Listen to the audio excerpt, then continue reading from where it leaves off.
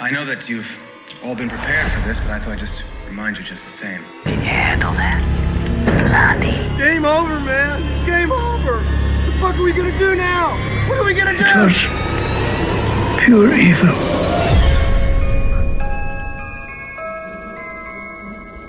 I want to buy some radio ad time.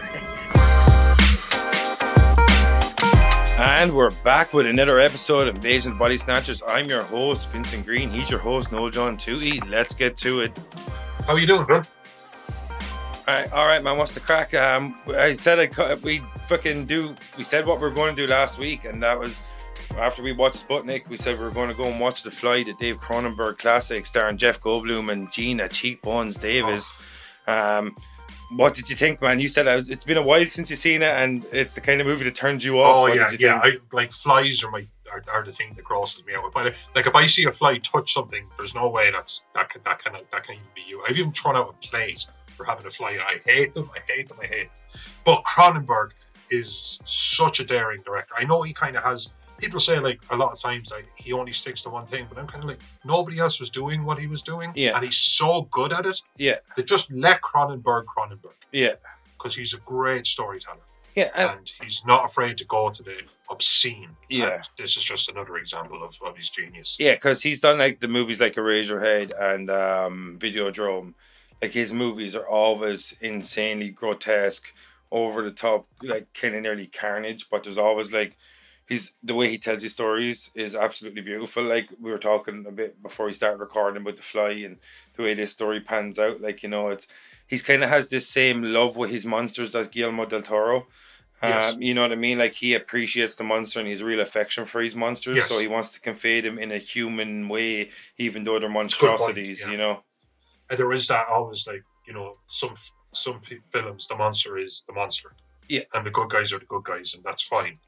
But yeah, no, this film, there is that disconnect between the two, or it's one becoming the other, and the grey between black and white kind of being where everything meets. Yeah. And a lot of his films are just shot in that grey. Videodrome been an excellent example. Yeah, with James Woods. And absolute tour de force performance by James Woods. I loved him in that film. And he's just an awesome, sweet old man now that never ruffles any feathers. But he... yeah, again, this film just makes you feel for something completely grotesque because it's just that's the magic of the story. Yeah, like if you walked in on this film, like especially in the last 30 minutes, you walked in on this film, all you know is kill it with fire. Kill it with fire. It's why to killing him with fire. That's it. That's all you know. But the storytelling, it talks about the lengths people go to in the pursuit of knowledge. Doesn't seem to be too much of a problem these days. I think humanity's overcome that one. Yeah. Go team. Yeah. But it's there's levels to it. Yeah. And it doesn't have too many set pieces. It doesn't have too many scenes. It touches in a conference near the start. There's a bar. But it's primarily in this brilliant man's loft. Yeah. And he's invented something that is an absolute game changer, and it's just excellent storytelling on a budget. It's like your age-old story. It's a new twist on an age-old story of like it's like we spoke about in Spider-Fan segments and stuff that like it's about a genius that kind of gets wrapped up and lost in his own technology. And you know what I mean, and it happens a lot because oftentimes these like visionaries, the first person to test on is themselves, and oftentimes when the thing is not advanced as they perceive it to be, that they're often the first victim of their own technology. Yes, you know? That's the trope, isn't it? It's like Victor Frankenstein, whatever. We're not ready for human trials. So if you don't do it now, there is always that. If not now, when? Pushing the boundaries, pushing the boundaries, and there's always that kind of like line where the two sides of that coin was without people like that, we never get anywhere. And the other side of that coin is, of course, it can be taken too far. Yeah, exactly. Yeah. So Jeff Goldblum exhibits this, and I know Jeff Goldblum is always Jeff Goldblum. Yeah. Nicolas Cage is always Nicolas Cage. Yeah. Like Jeff Goldblum was perfection. Oh, he's so good. Oh man, the casting. Like aside from the point that him and Gina Davis have the same haircut in this movie, which is kind of weird.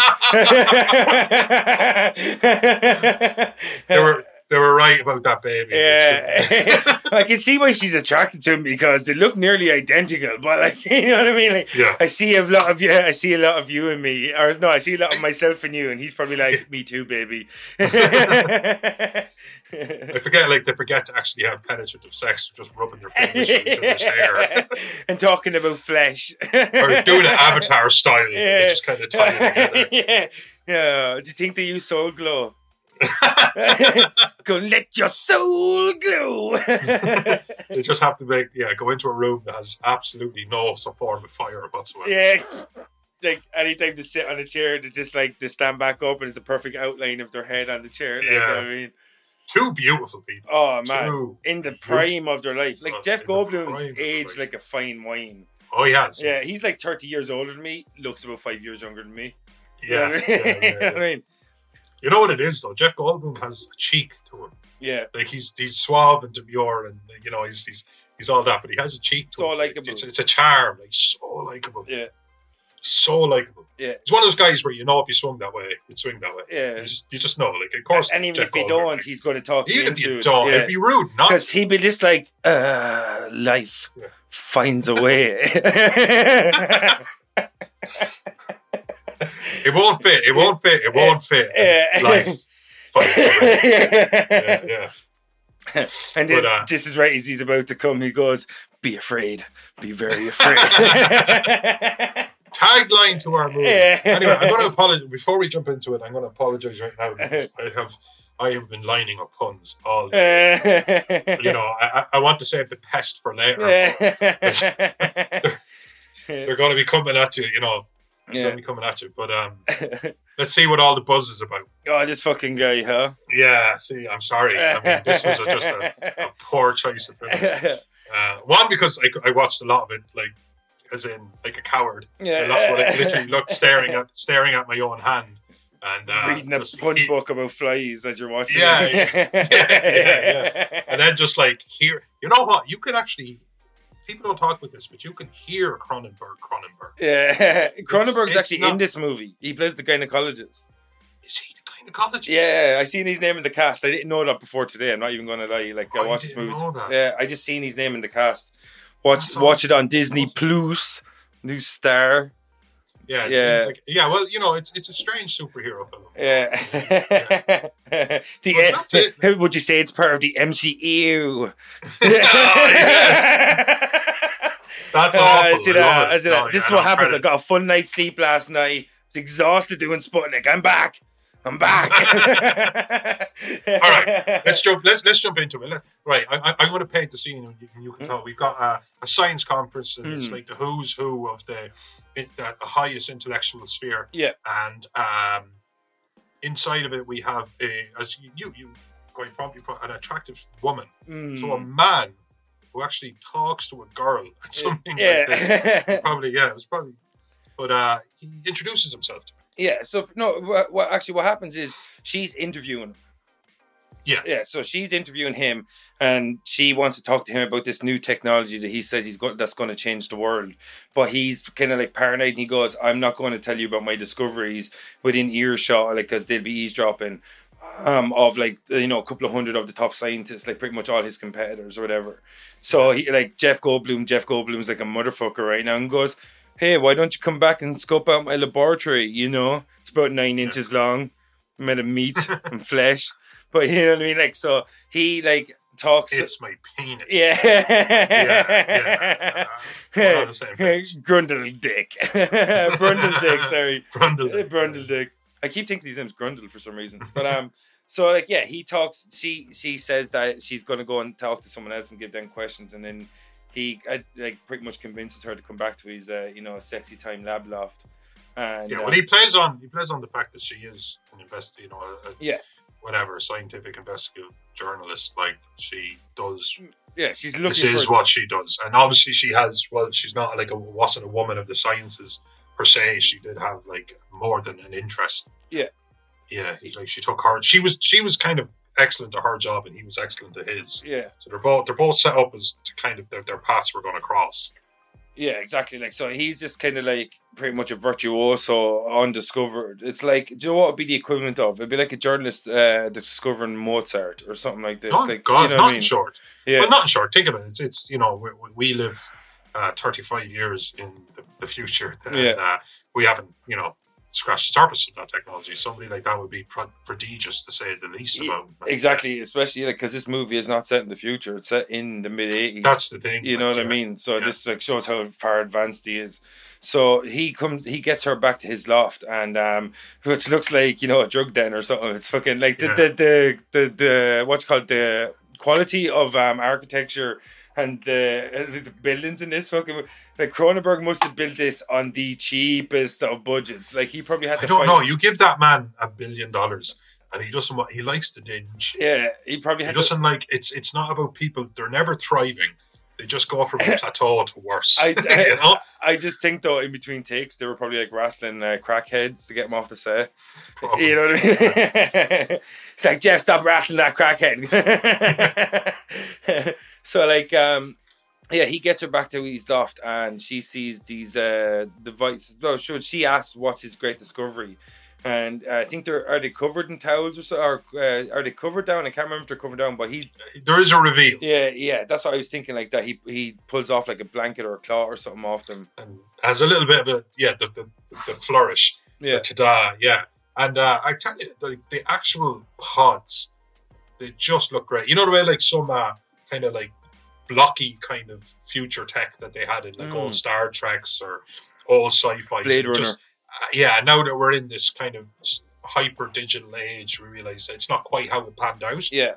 But these pods look legit. They look like absolutely top line. They would actually. They look like very sleek, even by like, today's standards. Like space capsules.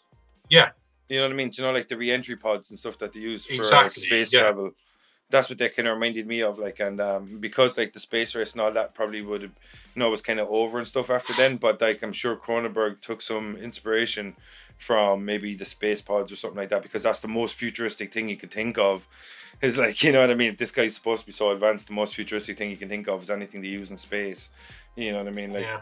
That's right though, isn't it? Because all you can ever work in, and even now, like we're like we have the hubris of sitting here in 2021 and talking about something in a film, and we've absolutely no idea what something is going to look like. With the things that we think look excellent now in futuristic films, somebody much further down the line could say the exact same thing. But the best thing to do in your time is what is the most bleeding edge, and that would be space tech. Yeah, you know what I mean. That would have been what are NASA using. Yeah. And what kind of designs can we get from there? Yeah. Exactly. Because he must have had some excellent people working with him, though. Yeah. And I want to give Cronenberg credit, but there was between the people who did this, the hands-on effects and the actual prop masters, just excellent. Prop masters, just excellent. What I loved about it, like in the credits, the first person's name that comes up is the guy who actually designed the flight. Didn't watch the credits. I literally logged off the second I got the film. Yeah. That's really cool. That's excellent news. I didn't know that, because usually they go cast in order. Yeah, I think it was something Callis. I think his name was. I'd probably have to go looking for it, to be honest with you. But anyway, he touts the technology, and he tells her that he's already been able to transfer matter, but not living matter. Because she thinks they're telephone booths, futuristic telephone booths first. Yeah, telephone. Yeah, that sounded weird. And he said, he's able to transfer matter, but not living tissue. And I think that really, you find later he's doing experiments with steaks and stuff. It's just anything that's made of actual living tissue or was made of living tissue, just no bueno. And is our baboon? No, friend this is what he says to her. Give me something that is completely unique to you. Give me a piece of clothing, jewelry, something that's completely unique to you. So, and she's like, why? You give her that gorgeous smile. She was like, why? And he just said that he wanted to show or prove to her what the technology was all about. So she slipped off a sock because she is a sex goddess. And she's like, I don't wear jewelry. It's like legend. And so she hands him the sock, and he puts it in into the telepod. That's what he calls them, telepod 1. And then he runs the sequence through his computer. and it goes out and telepod too. And this is where he shows her, it's like proof of concept, you know, he shows her what the technology can actually do. She thinks it's like a hologram or some shit. And he goes, no, it's, you know, it's your sock or whatever. And I think he hands it to her. And this is when she gets really excited because she understands that this technology is groundbreaking. And that she has the scoop. That's the main thing. That's the main, because she knows this is her Nobel Prize. Not just Jeff Goldblum's, not just Seth Brundle's. It's like her Nobel Prize as well. Like, you know what I mean? Oh yeah, this would have been like, imagine, like, you know how many people got rich off something like the iPad. This is leagues beyond that. So she knew the ground floor of this. Not necessarily like that she was an investor or something, but this is the make or break. This is the thing that's on her headstone. Her surname's a minefield. Her name's Veronica. I want. Yeah. Don't. I know. I read it. Don't. Yeah. Just leave Veronica. Ronnie. Yeah. So pretty much, anyone IMDb the character's surname, you can see why it's a bit of a minefield. But it's all you. So Veronica is like, she's not only like fascinated by the groundbreaking aspect of this technology. It's like you said, this is her chance to make herself internationally famous as well, like, you know. So a deal is struck, and it's a very simple one and an easy one to honor, really, and that is do not print anything she's found out until, you know, such a date as, and she gets exclusive.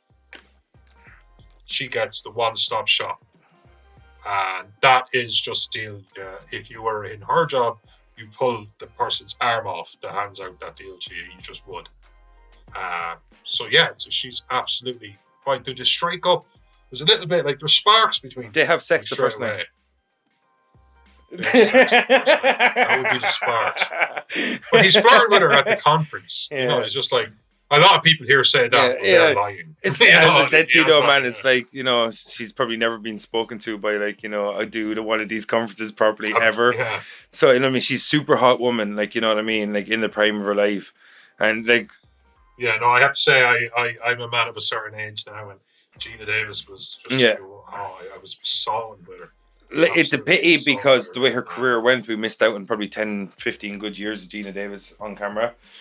But yeah, they have sex on the first night, which actually, you know, is kind of a plot device. Well, she did say he was cute or something, like, you know what I mean? Because, you know, he looks identical to her nearly, so you know what I mean? Like, so it's that whole thing. You're attracted to people that you see a similarity to yourself within. So whether that be on a personality level or physicality level, like we tend to get attracted to people that we see a lot of ourselves in, you know. So that's probably like like it's crazy how much they do look alike in a sense because that fucking hair, man. Yeah. But like, it's just 1980s, like, and I think she was just like besotted by his brilliance. You know what I mean? Like, and he's Jeff Goldblum is. Like, and he's Jeff Goldblum is. So what's next? They're in a relationship. Yeah, this is where it, like, literally the story goes to, as you mentioned, their exclusivity deal. Like, she is going to document as he described it, you document me from now to the finish, and by the end I will teleport myself 15 feet across the room, and, you know, and then you'll have your book or whatever, you know what I mean? And the implication there is that 15 feet and 10,000 miles are exactly the same thing. Because it's all about the science. You know, like, I mean, it's not about the distance. It's all about the science. Obviously, you would want the starting point and the finishing point for the scientific process to be in this, just right there. But if he could do that there, because it's literally just transferring matter at the speed of light. It's all about teaching the computer how to do the maths that's required, you know, to transfer flesh, human living tissue from one pod to another. Yeah, which doesn't go brilliantly the first time. But so like, do you remember why he invents the teleportation system? Because he suffers from motion sickness and he doesn't like traveling. Weak sauce, David Cronenberg. Weak sauce. Well, I think then I felt really bad. Take a Dramamine. Baboon. He turned a baboon into a nubab, and that wasn't good. A kebaboon. No, a nubab. It's baboon backwards. So this is where he figures out that there's a baboon. Like a mouse or something, like a baboon. And he seems to be really effective with these baboons. You know what I mean? Like me practicing on my dog. Really, you know what I mean? Like, yeah, but like the like after us dolphins or whatever, like one of the most intelligent, emotionally available creatures on the planet. Yeah, that's what I'll go. Not an orange or something like that, which has living cells and stuff. You build up from there. Flesh. The flesh. Well, actual flesh. Well, yeah, because he used steaks later. Yeah, so as you said, he turns his poor baboon pet, his friend, inside out, and this is where he realizes there's still an issue with the sequencing in terms of transferring living tissue from telepod 1 to telepod 2. So, like, this is where he tries to figure it out, and what better way to figure out something to come to an epiphany is by having copious amounts of sex with Gina Davis. Like, I mean, the man is a genius. You know what I mean? You know what I mean? So pretty much, who are we to question his ways? He's a genius. Come on. Yeah. But around here he realizes that he's not really transferring matter so much as he is making new matter with the matter that goes through. Bet you he transferred a lot of matter to Gina Davis. Yeah, I was waiting for it. I could see. Unlike you, dear listener, I was looking in his face, and just absolute pride he had at the time. I literally could have been telling him that I had to euthanize my dog today, and he wouldn't. He would have just cut through with that. Like, it was born and it needed to be done. Like, so yeah, as you were saying, so like this is where he figures out the equation. Go ahead.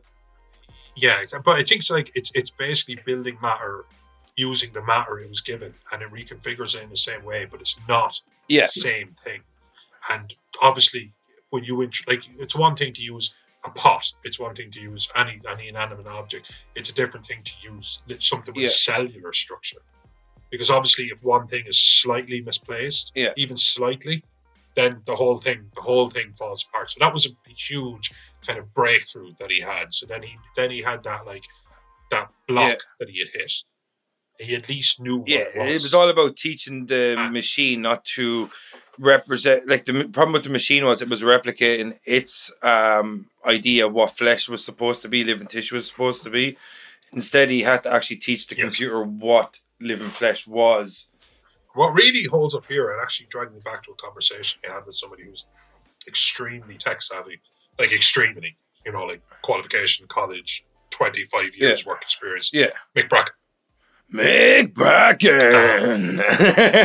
Yeah.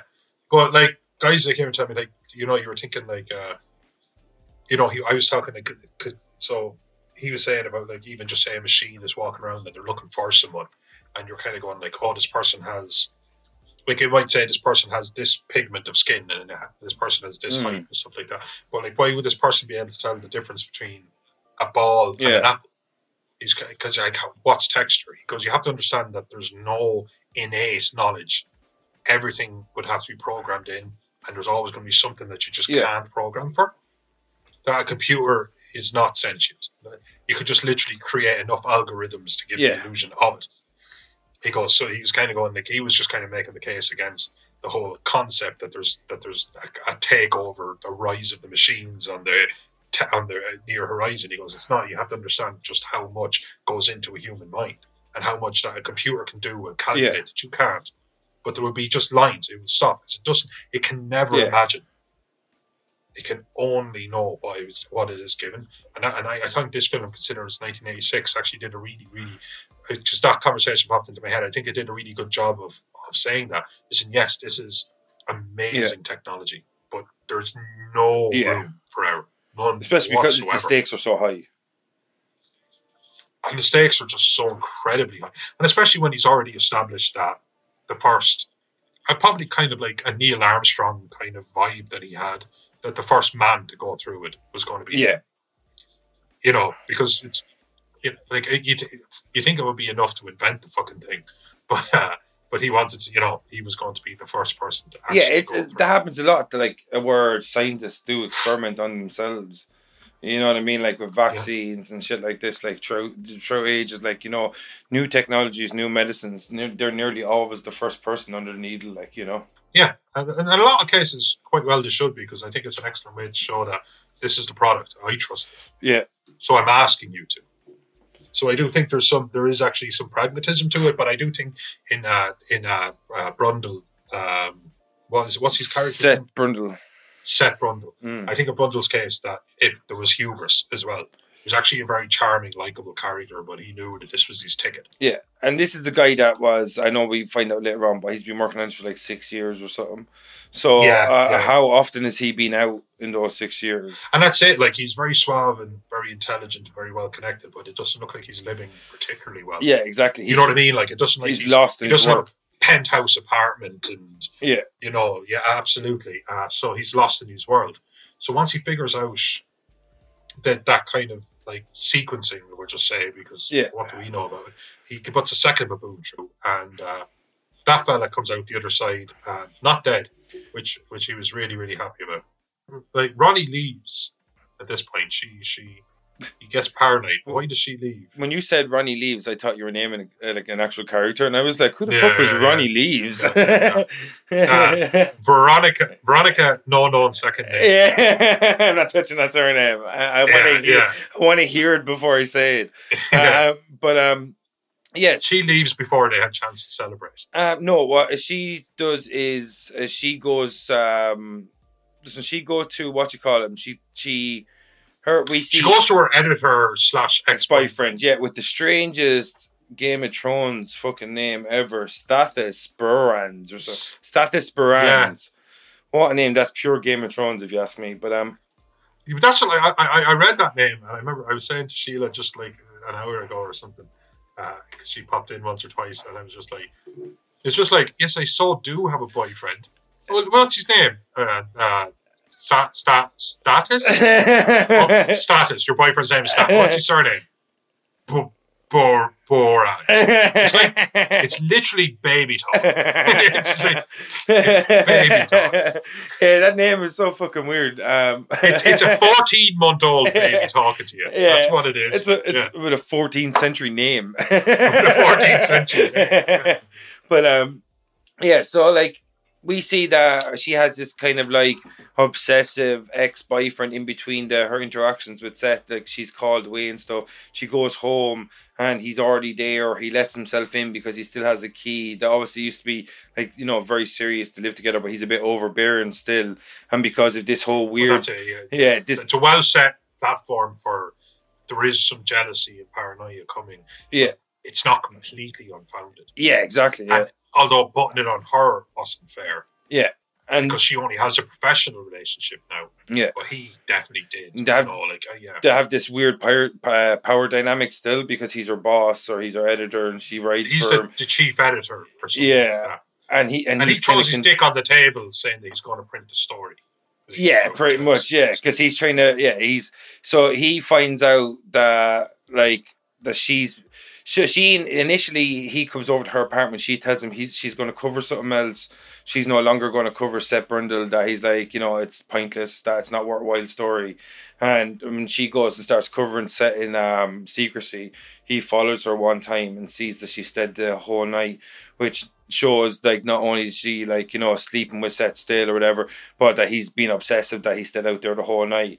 And like we find out this is when he says that he's going to print the story. And she stops him that she wants more time because he's so close to figuring it out. And this is where after he figures out the whole flesh thing, he wants to celebrate with Gina Davis. So he gets I think he has champagne. He's going to order Chinese food, and they're going to he's going to give her some eggplant, is what he says, and that's not me being dirty or anything. But so he wants to fill her with the eggplant. But he wants to get but he orders the Chinese. She gets a phone call. I'd like to apologise to the 0 women who are listening. Yeah, it's great. They know I'm a bum. But yeah, so she gets caught. She gets a phone call late at night while he's, in pure celebration mode, that he's figured out this sequence and the baboon has come true, that he's on, the cusp of greatness, and she gets called away by Stathis, Buran's fucking stupid name, and he gets jealous because he's kind of figured out now that Stathis is her ex-boyfriend, because she says something like, I have an old life that I still have the residue of to deal with, and I need to wipe it away or some bullshit like this. So she's pretty much saying that she has loose ends, and she wants to finish everything with her ex-boyfriend before she can fully commit to him. And he's a bit of a shit about it. Yeah, Brundley, and Brundle. When she leaves, he starts to feel fucking sorry for himself, and this is when he decides to fucking This is when he decides that it's time. Yeah, because he gets drunk and he's angry. Like, everybody knows, everybody's made bad decisions when they're drunk and angry. no, all of us just didn't tell it. Matt, look, I'm in my late 30s now. I haven't gone through a telepod with a fly in a long time. Yeah, just because they weren't there. yeah, exactly. It's like what Jesus said, let he who has not gone through a telepod cast the first telepod. Molecularly fuse with a fly. So this is where he's throws a little hissy fit, and he decides that he's going to teleport himself. He's going to run the sequence in and be the first man. But not to be lousy, because he promised her that she'd be there to see it, that he's going to record it. So she has, some record for a documentary / book or whatever the fuck she's doing. Yeah, he could still be it's kind of like he's throwing a tantrum, but still trying to be true to his word. Yeah, well, we've all done that. It's documented. It's her story. You're like, you're angry at your missus, but you still cook her dinner. You know what I mean? You're like, or you leave her. Like, you're just like, you cook yourself dinner out of anger, and you're just like, you always cook some for her as well. You know what I mean? It's like, he was angry at her, but he's still not going to be a total dick to her. You know what I mean? You know what I mean? It's like, it's like, I'm angry at you, but I still love you.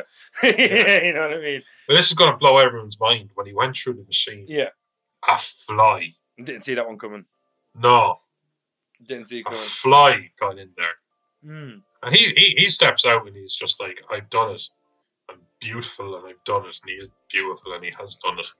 Yeah. Extra greasy. Yeah. But then he decides, he's no one celebrated, so I'll go for an old drink. Mm. Something that's Irish. No, only too well. Yeah. Anytime we go through telepods, straight out to the pub. But when he got passed through, he thought everything was cool and he's feeling incredible. But what we seen was through the computer that the sequencing was working through the two different components that were inside the telepod. So we have an idea that they've now become fused together. But, you know what I mean? He thinks he's, fucking, hit the jackpot. But we know, you know what I mean? I love when movies do that. They give us that information before the characters. I say it to you the whole time, but, now we know something's on the horizon. We're not fully sure because, it's talking about genetic sequencing and shit. You're not fully sure what's going on, but you have an idea that the fly is in there. He's no idea what way is this going to affect him. And as you said, he just wants to go and blow off some steam. You know what I mean? Well, he doesn't know anything about the fly at this stage. So he goes to blow off some steam. He has a few drinks. Decides to arm wrestle. Yeah, he's feeling himself because he's chatting up this girl at the bar first. Tawny, is that her name? Yeah. Who fucking wrote these names? Yeah. I think the machine from the fly I hadn't quite figured out how to sequence genetics or letters. Machine, sequence, names for me from 14th century England, please. Yeah. Something like Simon. Stannis Burton. Thank you, machine. What talking to, this is kind of the first bit of gore. No, I'm sorry, the second bit of gore, because we got what did you call it? The baboon reverse, what was it? Yes. Baboon. It was a Nubab. Nubab. Yeah, it got Nubabbed. But he arm wrestles a guy, and it was it was excellently done. It's just, oh god, it's just it was just such a shout back to the me and you are absolutely. See, it's not that we're obsessed with the 80s, because we would have been more than happy to see it in the 90s, and I'd have been more than happy to see it in 2016, whatever. Yeah. But the practical effects, he just tore this guy's arm off. Yeah. Well, compound fracture. He didn't. Sorry, just for the sake of being accurate. Yeah. Gave him a compound fracture. He just folded his arm open at such an aggressive pace. Yeah, like it was because us over here at the Potty Snatchers, we are known for our medical accuracy, and it's a big backbone of our show. If we don't have that, how are we ever going? We're not going to be at it. He's not going to waste his 7 years. We're never going to be able to take down Joe Rogan. This shit, right? Coming for you, Rogan. 100 years time, we've already passed away. Joe Rogan's still going. So I'm thinking we send the signal out into space just long after we're all gone. Like that fucking Viking, like put it on a golden record and send it into deep space. Yeah, exactly. But so like now we see that Seth Brundle is different now. Like, you know, that he is more than he was, and he's getting this idea of like, not only does he feel obviously more like extroverted, he's more confident in himself and shit, but obviously his physical abilities have been amped up. And now we see that in a massive way. In a massive way. Like the whole punching the pillar thing and the wooden pillars and stuff in the house. Yeah. But also, I think what you have to realize, it's never really touched upon in any sort of verbal context, is, well, from my perspective, looking back on it, the fly is a smaller part of genetic sequencing. Yeah. So at first the fly goes in that way, but it's trying to even out the actual molecular structure. But he's taken on properties, mental as well. So just to jump back a little bit, so like he's actually in bed, isn't he, with Gina Davis?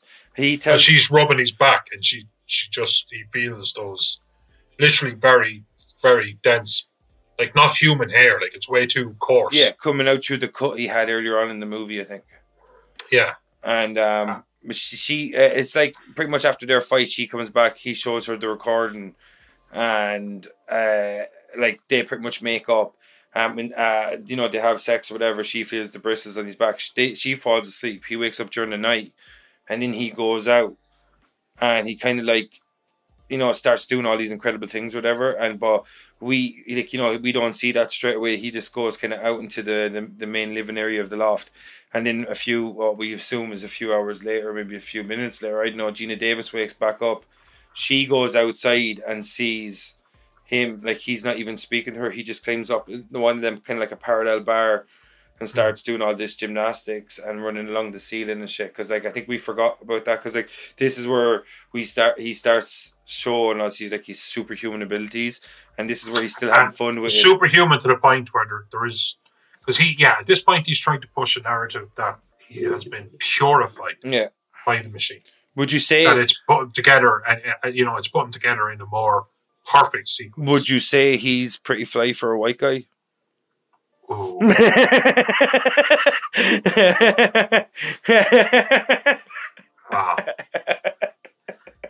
Give it to me, baby. And, so like, because this is where he's still having fun with it. Because the part we were talking about a second ago was like, that's when he's kind of starting to turn a bit more malevolent and a bit more, you know, evil Brundle. So like, he's still having fun with it now, and she's still like, you know, purely entranced by the advances he's making. That he's like, not only did he come out the other side, but he came out better the other side, you know. And he's like, yeah, that was it. He was kind of touting the machine's success at that point, because she was worried. She's kind of like, this can't be right. Yeah. And he's saying, look, like, if anything, it's even more proof. Like, this machine has improved me. This has made me better. Of course, there isn't definitely enough for you to go to. Yeah. He's gone through. This is information that we, the viewer, have. Yeah. That they simply don't. And your brain doesn't go to a few bristles on the back, and even something as crazy as being able to, like, these superhuman feats of strength of like climbing up and he just the wall and stuff he like just that. Kind of writes it off. It's like, I'm getting older, I'm getting hairier. That's it. You get weird hair patterns or something. But I think it's just him. Time comes for us all. Yeah. And he's saying that he wanted to have more hair because he was too boyish or something, which is kind of weird. But he was fairly shaved when he came out with the podcast. Because he was new. Yeah. It's like he had some sort of weird alopecia where it all just came out of the top. Yeah. Like, you know, like 10 times more dense. Yeah. No other body hair whatsoever. He's like, but she freaks. She takes a sample. I think she takes one of the. Yeah, she takes one of the bristles. Yeah, because what happens is she kind of gets annoyed, like she's kind of annoyed by the hairs, so she trims them off, and she makes it look like she's going to throw them away, but she goes to get them tested and shit, and I think like then he goes bar hop. That's when he gets bar hop. Yeah, I think so, because he's they have a bit of an argument because she's kind of worried about him. And he's lost in his own hubris. And he's exactly, because she's arguing. This is a bit of a cliche as well. Yeah. And it wasn't invented in 1986. Yeah, 86. Is that arguing a loved one arguing with you when you feel you're at the peak of your power. Yeah. Where you're at your absolute best, and the old "why can't you just be happy for me?" Yeah. Kind of aspect. Yeah, he's on a complete power trip, like. Exactly, where it's just that whole thing, and it's absolutely true. Like, your best friend or the person that loves you is the person who tells you you're an asshole. Yeah. It's not the person who yes mans you or anything like that. And that's what she was being. She was literally just not going along with the narrative because she was genuinely worried. But this is where we just start to see both characters are sympathetic in this, because as the viewer, you know that what's going on with him, he can't possibly fathom it. Yeah. And she just cares about him, and she's worried. So both people, it's like one person can't possibly know better at the minute, and one person can, and they're at odds. But there isn't anyone you can point at and say, this person is the bad person. In fact, as I'm saying this, I'm just realizing this film doesn't have an antagonist. Yeah. In a classic sense. Yeah, it's just it does. Yeah, it's just, even in a sense, the antagonist is just, it's not his fault. It's not even close to being his fault. You know what I mean? Like a pure antagonist for me would be someone like Freddy Krueger. Yeah, I think this kind of pure. This kind of goes on the side of Frankenstein's monster, maybe, or Quasimodo. Yeah, maybe less so Quasimodo, because but you know, Quasimodo wanted to be left alone. Yeah, he was dragged into something. Yeah, so it's more like, I think, along the lines of Frankenstein's monster. You know, it's like he's. How could they possibly know otherwise? Yeah, it'd be like if Dr. Frankenstein himself turned himself into the monster. You know, because that's what's kind of happened here. Like, instead of him creating the monster, he has turned himself into the monster. Yeah. So, like, but anyway, sorry, we're at the bar now. Yeah. And Tawny tears breaks the guy's arm and the dude's a bigger, stronger, foreboding looking man, and obviously a kind of like a Poindexter. I don't know where that word came from. But he would never have thought to himself, I'll do this. What he didn't realize is it was at the earliest stages of his psyche changing to match his body. Yeah, and you can see his skin and stuff. It's like he's getting really bad acne or something. Yeah. So he absolutely destroys this guy in an arm wrestling.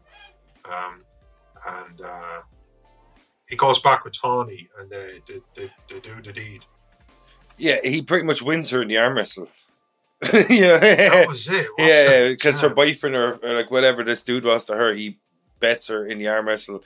And as you said, you know, they go back, and the next scene we see is like he carries Tawny up these flights of stairs, and it's just another show of his physical immenseness or amazingness or whatever, this improvement to Seth Brundle, and he carries her up all these flights of stairs, and the next scene we see is Tawny sitting all like sexy. I think she's smoking like a cigarette, she's topless, but she has like a jacket or something pulled over, and she's watching Seth Brundle go through the telepod again.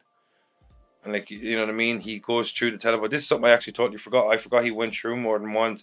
So this probably if I'm being honest. Yeah, this probably increased his cellular deterioration or the degradation, you know, because he was constantly replicating himself, and like, you know, like cancerous cells. And the second time he went through, causing more mutation. It could have been because it could have been a case of the mass that went through was obviously a fly compared to a man. Yeah. And then the second time he went through, that fly inside of him, it might have read one and the other as being the same. Yeah. Because he's deterioration, degradation, or deterioration. Yeah. After that is very. It's like it goes from being 20 degree to being about 90. Yeah. 110 degree. It really, really does start to go down. Yeah, because I think it's more of it's like akin to when cancer cells form. The cells replicate constantly until a bad mutation occurs and then it becomes cancerous. Exactly. It was, I've heard that our bodies destroy at least one cancer cell a day. You know what I mean? Like, so we're constantly like replicating and breaking down until the point where we can't do anymore and we die. Yeah. So this is just this on a sped up level. That fact that he, like, pretty much, I think after he fused with the fly, there was like these cancerous cells within him already. And as soon as he mutated himself and replicated those cells, as soon as he replicated those cells again through teleporting himself another time, that the mutation increased when he replicated those cells because they came back even more mutated than the first mutation when the fly fused with him on a cellular level, you know? So I think that's why it increased maybe after the second teleportation.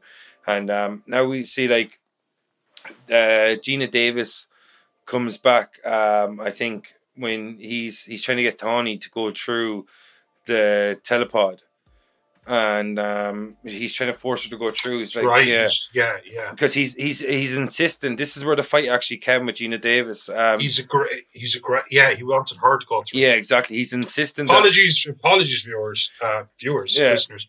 Yeah, no, that's exactly because this is it. He wants a partner in crime. That's what it is. Yeah. He wants he wants to be Pierre Curie and he wants his Marie. But I feel like see, he tried to get her to go through it, and he tries to get this other girl to go through it after he's already gone through it. Yeah. So it almost starts to feel like a party piece to him. Yeah. And it does. I remember just thinking, because I remember thinking to myself when I was watching it, and I said that this is a pick a card moment. Pick a card, any card. Yeah, he's like a magician. I want to impress you. I'm just going to impress you. Yeah.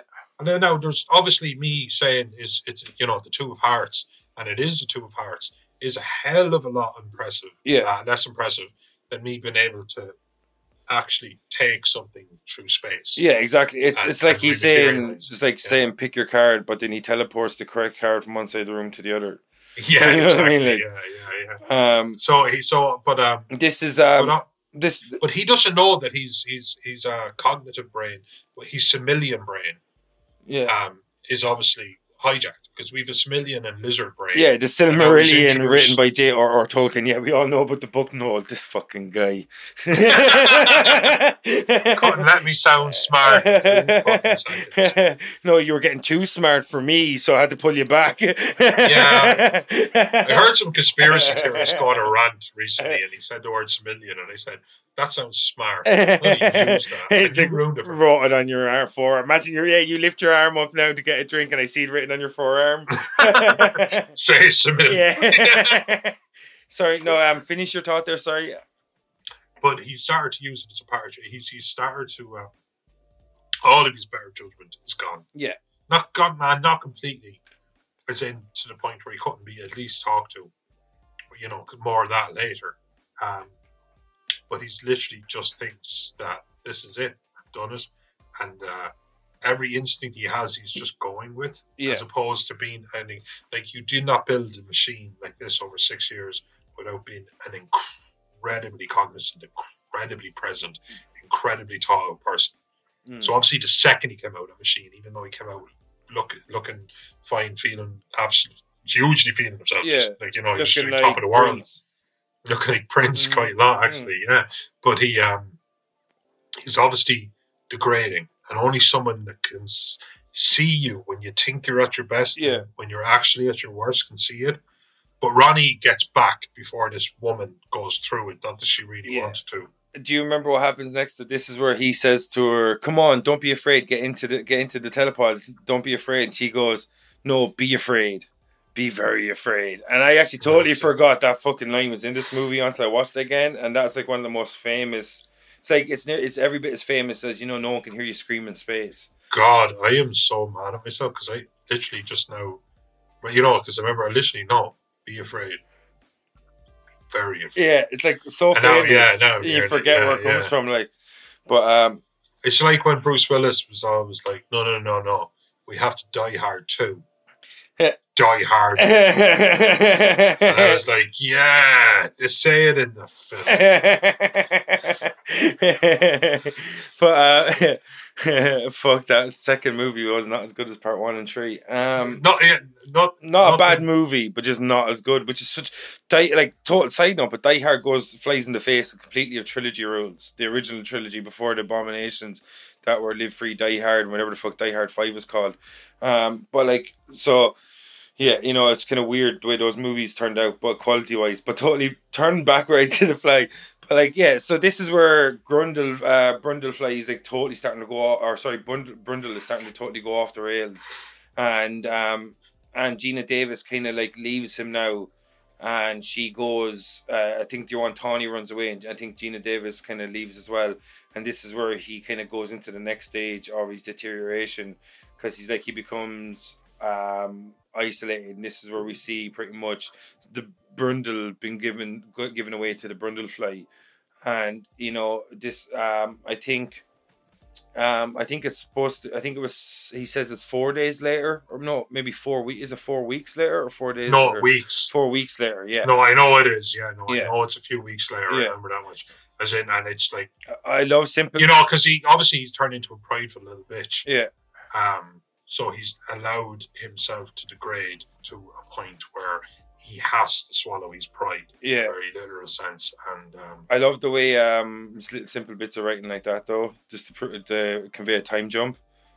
It's I know I haven't seen you in 4 weeks. One line. I haven't seen you in 4 weeks. Yeah. It's 3 days, 17 hours. Yeah. But I think right before this we see that his nails were coming off and stuff, weren't they? This is that was after he kicked her out a second time. Yes, that was the first thing. He says his nails comes off and he says, "What's wrong? Am I dying?" to himself. Yeah, this is where he starts worrying. This is where he's not having fun with it anymore. Yes, because this was. Actually, you know what? That's worth exploring for a second, because it's one thing to suddenly feel super confident. Yeah, nobody hates that. Yeah, it's another thing to become an absolute badass. Yeah, and he's the strongest guy in the room. That's not going to hurt your ego. But it's a totally different thing when something so terrifying as your literal nails falling off or your body just starting to literally disintegrate. Remember, this is a scientific man as well, so he has an idea immediately what the symptoms might lead to, or that it's cancerous in nature. Because his intelligence never fully wanes. Yeah, his sanity does. I think. But that was the first time. But at the same time, he never got in touch with her because, there was that kind of did not wanted to. And this is the kind of this is what Cronenberg does to you. This is kind of where I don't know if it's human psyche or something kind of beyond it, because he's literally something that we are and something that we aren't. Yeah, exactly. At the same time, a different stage, an unknown stage of evolution. There's no way of knowing how it's going to evolve. You know what I mean? How this fusion is going to take shape or whatever. But we've all heard horror stories with somebody taking something like PCP and they do this, and you wonder, was that person in a human state at the time? Yeah. Or was their mind so altered? And then you take something like that and you take it to literally a Cronenberg degree, where you're kind of like a literal something that lives, fucks, breeds, dies, kills, gets killed. A very basic creature is literally introduced to probably the most brilliant mind that the world has ever seen. That's actually an excellent fucking point. It's like that is it's such a primordial creature, like a fly, a common house fly, to Seth Brundle, who's an Elon Musk. Oh, Elon Musk wishes. I mean, you know what I mean? He's literally again, like Tony Starr. He's like TV film levels genius. You're talking about somebody with an IQ of 220 or something, you know what I mean? Yeah. Something really, really insane. And then you have to realize that because the body will always seek equilibrium. Yeah. The equilibrium is something that's hard to fathom. And so as you said, it's 4 weeks now, so he's been left to his devices. He's been left to this deterioration. And he doesn't look right. Yeah, and this is where he turns into Michael Jackson from Thriller. Yeah. Do you remember that the clip when she records? So when she comes back, we see that like he's I'm not sure, maybe it's before this, but he's wearing gloves. I think it's before that as well. He's showing he's wearing gloves when he's typing in his computations into the machine, and that's the moment where he finds out that he's fully fused with the fly. We went over that, but like, so he finds out he has the fight with Gina Davis. She goes, his nail star falling off. He questions whether or not he's dying, and Veronica, and she goes. So he puts gloves on because his fingernails are fall off. Types the computations into his computer. Finds out now that he's cellular. He's fused with the fly on a cellular level. This is where the 4-week time jump comes in, and she comes back, and now we see the first real, formation of the Brundlefly, as he so calls himself in this next scene. Like, so what did you think of the big reveal of his the first stages of his transformation from man to fly? Yeah, well, one was that he kind of got that it was crazy and a lot to take in and stuff like that, and at the same time he didn't. Yeah. Like he started showing that he vomits acidic enzymes to like consume food and stuff like that. Yeah. And he's literally trying to twitch. Yeah, his mannerisms are amazing. His mannerisms are amazing. Jeff Goldblum is so fucking good in this movie.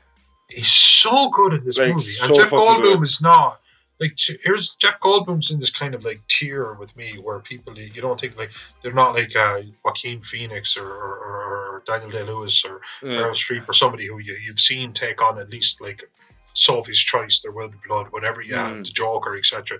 And just at such a tier that it's just literally is art. Yeah. But at the same time, he just suited this role to such a degree where I do think he deserves plaudits for it. I just think he was excellent. Yeah. Especially when he had all of the prosthetics on and everything.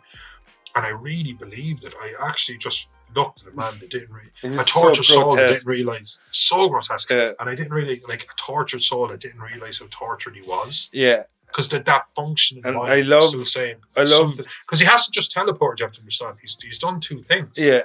He now realizes that he could actually, that there is a chimera to be made from this machine as well. Like, not that I can't fucking think of a reason you would. Exactly. This is where he realizes that his teleportation machine is acted like a gene splicing machine, and a very good one at that, I think he says. And a very good one. And I love the way it turns out the computer couldn't discern the two of them, the difference. Yeah. So it made. It was never designed for two things. It was never designed to like send a lamp and an orange through ever. It was designed to teleport what it's given from one side to the other, and whatever that is. And if that had been a man, a fly, and a cat, it would have been some other absolute abomination. So, but he just seen the good in it because it was a scientist now trapped inside of a fly, as opposed to a fly trapped inside of a scientist. And it gets heartbreaking from this point. Yeah. It does not like it dips. It does not like steer up. The last like 30 minutes of the movie are hard to watch. Horrible. Yeah. It's like, so this is where we see like him pretty much like he's in the first stages of becoming the Brundlefly and stuff, and she makes a recording because he kind of wants to let the world know what's going on here, because still in his weird addled mind, he still thinks he's on the edge of this weird fucking breakthrough.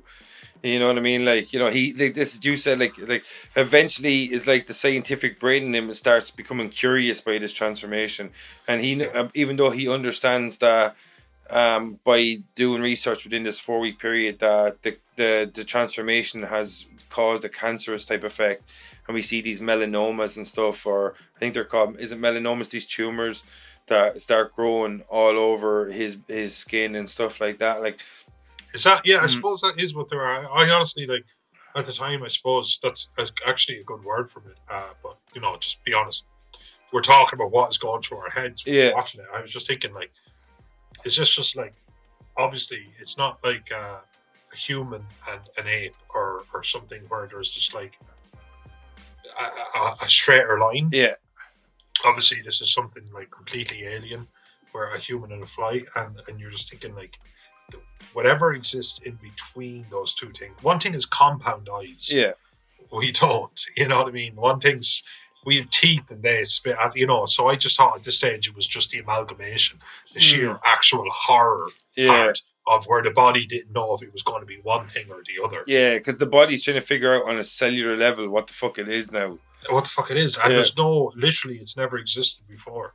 Yeah, and like, so she goes and shows Status. It's a fucking stupid name, but she goes and shows Status actually no, she doesn't show it to him. She leaves and he lets himself in to her apartment because he still has the key, because he says that earlier he's going to hold on to the key, and he starts watching this video of Seth, the Brundlefly, and this is where he's in, like, you know, like the melanomas are kind of all over his face. He's still more humanoid than insecticide, or not insecticide, but you know, he's still more humanoid than he looks like like an insect. He still looks like a man. He still has all his hair, but the fucking tumors and shit are growing all over him. And like, is this where she tells him she's pregnant? Does she tell him? Yes. She tells him she's pregnant. And I don't know where the weird fucking dream thing. Oh, the maggot. I did not watch it. The dream sequence. Didn't do it. Didn't do it. I said to you, I don't know if we were recording or private. I said to you, I hold myself to integrity where even if we were going to talk about a film that I've seen, like let's say Predator. Yeah. I right now, if we just literally said welcome to the Predator podcast, I could walk you through that film. Yeah, fucking you love would that not movie. know. You would not know that I haven't seen that film in a few years. Yeah. You just wouldn't. I'd walk you through it, dialogue and everything. And I said to you, I just think you need to have the integrity to do that. Then you said The Fly. Now I'm like...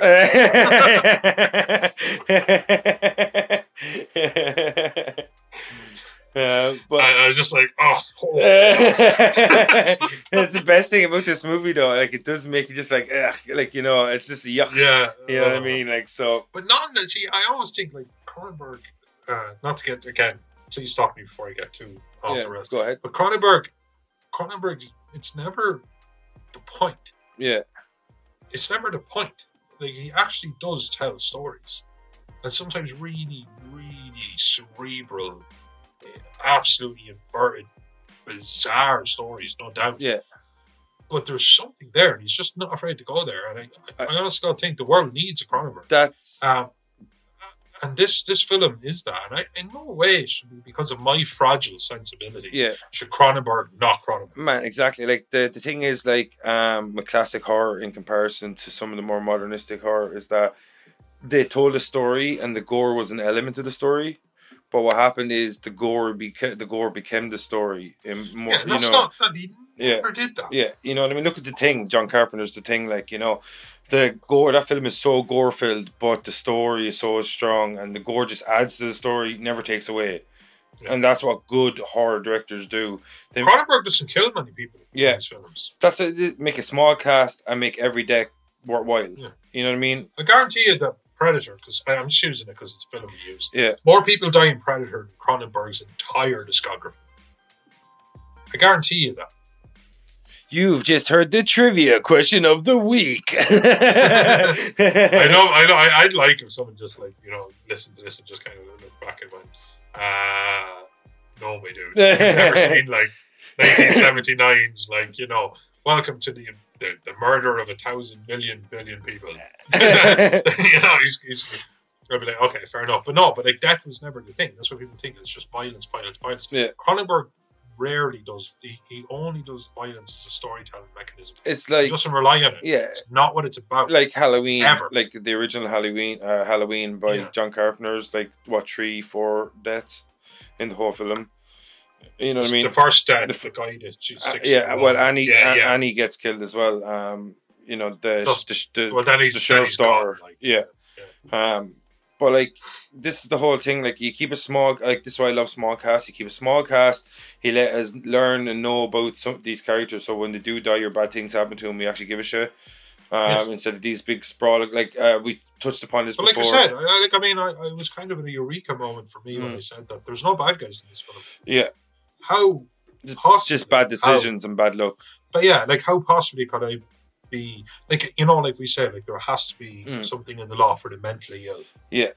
Because somebody can't be responsible for their actions if they don't understand. Yeah. the pros or the cons of it, or the moral ambiguity of it. Yeah. And this film is a huge Cronenberg example of this. Yeah. So this isn't an Ed Gein mentally ill person. This is somebody who's changing and their brain is adapting to it. And so Gina Davis finds out she's pregnant. Veronica finds out she's pregnant, and Brundlefly has been left to his own devices again.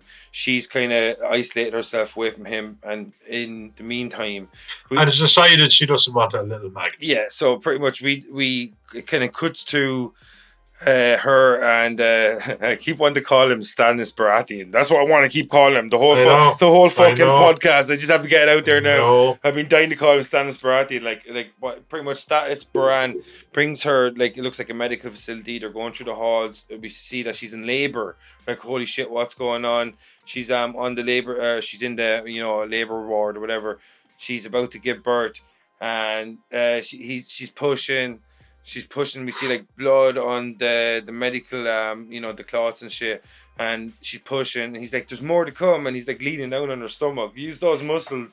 And she pretty much gives birth to this giant larva, which in a sense, the shape of the larva might have actually helped her pregnancy, because. Yeah, I agree with you. I agree that she had very little appreciation. And that was my problem with that scene. Yeah. I'd be like, grounded. God, never Flora. Happy. No, I think she was like, oh no, Flora's larva. Hot larva coming through. So, yeah, and she wakes up. Yeah. She's jolted awake by the prospect of what could become of their offspring. Well, yeah, and she's not wrong, because she had. Wait, when she had sex all the way through with him that first night. Yeah, all the way through until they had that fight. They had sex. They had sex twice. Loads of times. Like literally, so she doesn't know at the time. She doesn't know whether she's pregnant with Jeff with Brundley's child or with Brundley post. No, 100%. Is there an ambiguity there? No, 100%. They had sex when he had already become Brundlefly. And that was the first time. Yeah, no, they had sex the first night before when he was still Seth Brundle. But later on, do you remember when it cuts to a scene where you see Gina Davis on top of him? They're sitting on a couch and they're like covered in sweat. She's like, "We've been at this for hours." And they had sex before that, the night where he went out and started testing his abilities, the very first night. So they've had sex many, many, many times, because like they show that his sexual drive, his libido or whatever, is turned up to 11 since he's become Brundlefly. He's got this massive sweet tooth like a fly or whatever, and he's got this strength and all this, but he's got massive sex drive. And so they did have sex loads of times when he was Brundlefly. So there is that whole thing that no matter he did definitely get her pregnant. I'm pretty sure when he had become. Well, he got her pregnant, but yeah. No, I was just wondering that when he was there. Is there just for a storytelling mechanism? Was there an ambiguity for us, the viewer, where they had sex the first night that he brought her back to the apartment? Yeah, and that possibly could have been the time he got her pregnant. I suppose they never say how far gone she is. So that is. Yeah, that's the thing. That's the kind of shit Cronenberg would do to you. Yeah, but she could have been perfectly healthy, normal, pregnant female. Yeah. Instead of going straight for abortion, do you think she should have just gone for a scan? I think she should have stopped acting maggot. This fucking guy. This only works in Ireland. Yeah. Sorry, this is an expression that we have that literally will not work anywhere else in the entire globe. But I went for it. Yes. Here's the thing. I don't know. You have to understand that we're nearly 40 years now. Well, we're 35 years later. Yeah. And we do not have the technology that could just tell us. We can tell boy, girl, blah, blah, blah. We're not going to be able to tell if there's a genetic sequence inside of the fetus. But I'm sure... She couldn't have known. Well, an ultrasound may show some malformities in the... Malformities? But what would it... there's no manual. Yeah. You can only imagine, she did literally have a nightmare about giving birth to a larva. You can only imagine, you can only imagine what it must be like, and literally only imagine what it would be like for a woman to be in that and just kind of go, this is inside me. I don't know, man. I just think you'd lose your shit. Yeah, no, and I mean, like, I'm not trying to make a joke here. I just literally to the point of your sanity being able to take. Yeah, and the whole thing, it's like with Laurie in The Walking Dead, played by Sarah Wayne Callis, that that she was afraid that if the baby was a stillborn, that would explode out of her stomach like that, eat its way, tear its way over. It's kind of like you get to this stage, like, what if this creature inside me, what if this baby inside me is, you know, a humanoid fly type creature, what if it just explodes out of her stomach, like, and shit, you know what I mean? Like, this whole thing that's running through her head like that. If you ever have an idea about pro-choice, you know what I mean? Yeah. You know what I mean? I think, like, fly humanoids, I think, you know, should be... fly humanoids. Yeah. I'd love to see, like, you know, the really, really, really conservative American politicians. There'll be two guys outside the place. And that is why I am strongly anti-abortion, even in the case of a Brundlefly. Yeah. Even in the case of a Brundlefly. Even in the case of a Brundlefly. Or an incestuous Brundlefly. Like, even that one. Hashtag Brundle Lives Matter.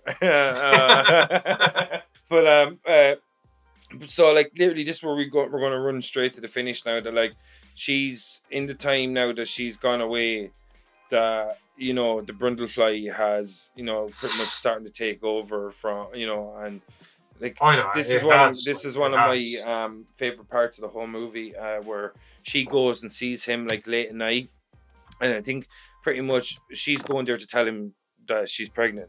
That's the kind of idea we get from a later exchange with Status. So she goes to him and he starts talking about how there's no insect politicians, and how insects don't have politicians, and she says, like, that he's not making sense, and he's like, he said he wanted to become the first insect politician, and this is the first time he actually refers to himself as an insect.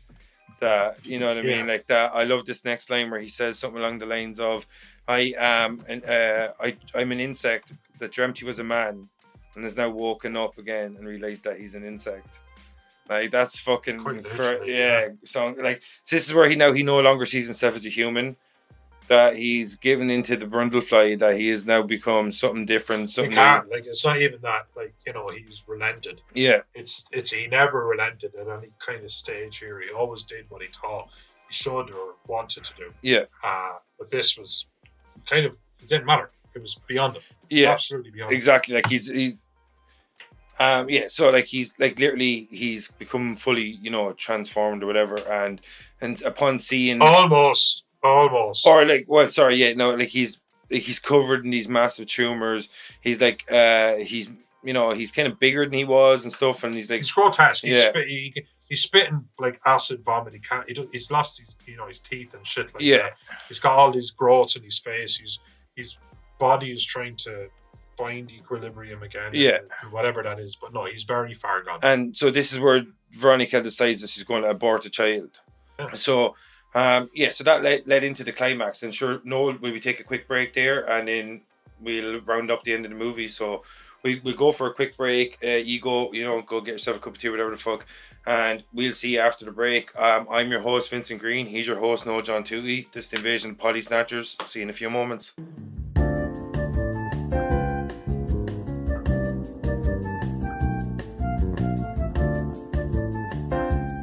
And now, here's a word from our sponsor.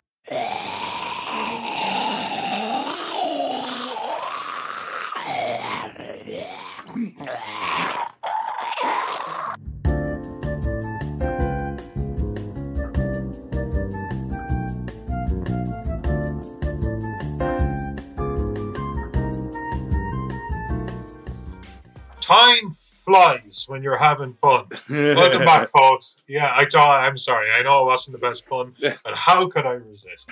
We are in second half would actually be an overstatement, because we are entering the climax of this exploration of 1986 classic, The Fly. Yeah. So welcome back. Thanks for staying with us. We were just entering the. It kind of gets less cerebral here, and now we just get what is the action, the crux of this. The creature feature. The creature feature, the crescendo, all of that jazz. And it's all true. Yeah. This is when we get to experience really, really good practical effects. And also 3 storylines, 2 main ones, and a kind of a tertiary character, kind of all get to play out their part. And this is where Gina Davis wants to get an abortion so desperately. She wants her editor / love rival, abortion guy, seemingly abortion guy. Yeah, she wants who is I happen to know from ever. It was actually David Cronenberg himself. Yeah, it's the gynecologist. But she ends up. Seth gets word of this, the Brundlefly. Yeah, and he kidnapped her. First real jump scare in the movie, apart from the larva as well. Yeah, actually, it was quite scared the shit out of me. I'm not going to lie. I didn't see it coming. I forgot about it. And he jumps out with his eyes, takes her away, and then we realise that it's not like anger necessarily or anything like that. It's what's funny. He says, what's funny as in weird. Expected. Yeah, funny as in weird is that he thinks that what she's carrying in her womb is the last representation of his humanity. Yeah. Because he realizes on whatever intellectual level that he's left with that she is the last chance he has of having an imprint on this world going forward. Yeah. And he begs her, he wants her to keep the child. It's not just that though. He wants to fuse. Yeah. But, you know, like... But this is it. But like this happens, this is like the last of his reasoning versus the last of his just innate nature of just like, you know, eat, produce, die. Yeah, it's pure desperation, like, isn't it? Pure desperation. Yeah. But unabashed. Yeah. Because and I mean that in the sense that human nature would be like nobody would like to have a gun pointed at their head and you would plead for your life in a way that you would certainly not be proud of. Yeah. If it was for something arbitrary. You wouldn't say, "Oh, please, can I have the last X, Y, and Z product?" Because, "Oh, please, please, please." That would be shameful. No, he's beyond that, beyond all of that consideration. This is what he needs. Yeah, and he's very much so in a fulfill your needs, and there are no consequences anymore. He's too far gone. Yeah, like it just that the last scene is just like it's got awesome gore. It's heartbreaking. It's beautiful storytelling. It's like there wasn't a dry ice left in the house, if you will. Yeah, I have to allow it. But like, yeah, this is like 80s horror cinematic, like top level storytelling for the last. It's just a genius of this era. Like it's so beautifully shot. It's beautifully told. Like, and so. We'll just get into it. So the Grundlefly kidnaps her from the abortion clinic after scaring the shit out of me, as I said, from jumping through the glass or whatever. And like he kind of, you know, leaps tall buildings in a single bound or whatever. He doesn't fly, but I think he can travel, and he like building hops. Well, see, he's obviously like his proportional strength is. Now he was able to break a guy's hand with our arm when he was completely human looking on the surface level. Yeah. He's now so far beyond that he's probably, you know, to say like fleas or something would be the equivalent of being able to jump 2 American football fields. Yeah. You know, so he's literally operating a level that, despite the fact that he hasn't literally become a fly, where he can fly and whatnot. Yeah. There'll be no stopping him. Yeah, no stopping him. It really is the perfect representation of a Dave Cronenberg superhero movie, though, isn't it? It is. Yeah, Dave Cronenberg does superhero movies. I want like Snyderverse to be replaced with like Cronenberg's Justice League. Yeah, like Batman would be interesting. That's for sure. Jesus, yeah, man, it would be amazing. Like, you know, you can imagine Brundlefly going around and assembling this team. Like, you know what I mean? Yeah. Using teleportation devices just to like fuse people with different animals and stuff like the Flash would definitely be somebody who's experiencing life 1,000 seconds a second. Do you think though? And you're just like, you'd show up and ask him to join, but for him that was a month. What if he fuses him with like the spray, the Flash spray? or sell it back. Yeah, you know what I mean? Like, flash. Yeah, the dirt is gone. Yeah. And it just comes out and it's just this mutated mess with like a plunger on the front that he can press, and he's like, and that's like his power. And then just Cronenberg been interviewed. Really, it's a story about love. Yeah. It's a story about friendship. Well, like, so like this is where we kind of talked about like when they run into the climax of the show, like it was with Guillermo del Toro's love for his monsters. But this is where we see Cronenberg's real love for his creation, like the monster, the fly, because the ending he gives the story, it could have just been your man loses his mind to his technology, becomes a monster. Cronenberg goes open ended sometimes. Yeah, but like he goes open ended. He did in Videodrome. I'm trying to remember the one with the actor who played RoboCop. Yeah, where he's an exterminator. Peter Weller. Peter Weller, thank you. I knew Wellington wasn't right, but that's all my brain had. Yeah, Paul Weller's the singer, isn't it? Paul Weller's the singer of The Jam. Yeah, and Peter Weller, because they're the two. I always get those two mixed up. Yeah, so it's Peter Weller's the actor. So as long as I know that Paul Weller's the singer, then I always know Peter Weller is the actor, because I always get those two names mixed up for no reason whatsoever. Yeah, we all have holes in memory, like stuff that we just for some reason cannot get across. And like one of my favorite episodes of Fringe ever is White Tulip, and stars Peter Weller as a time traveler. Incredible. Really? Yeah. Oh my god, that TV show is incredible. If anybody's never watched Fringe, go fucking watch Fringe. It's like X-Files, but better and good, amazing. Like it's like X-Files, except it didn't, veer off the edge at any point. It just keeps getting better. Gazoon tight with your little girly sneeze over there. It wasn't there. And I actually have quite a deep voice, so when that comes out, I'm always a little bit surprised. But like my fiance actually has laser sneezes. I mean, it's literally like my sneezes pure are like volcanic explosions. Usually, those too. Anyway, yeah, of course. But, so he's got her. He eventually he puts to her that what he wants to do, is combine them all into a single entity. Exactly, because and that would be have the two. Well, technically 3 of them. Yeah, because technically 4 if you want to get really technical. Yeah, because he believes that their humanity combined with his remaining humanity will outweigh the fly in him, and they can become one. Like mother, father, child, all in one. Yeah, exactly. He's lost his mind. Like he's watched his body just fall apart. Like pretty much, there's a part in this where he goes.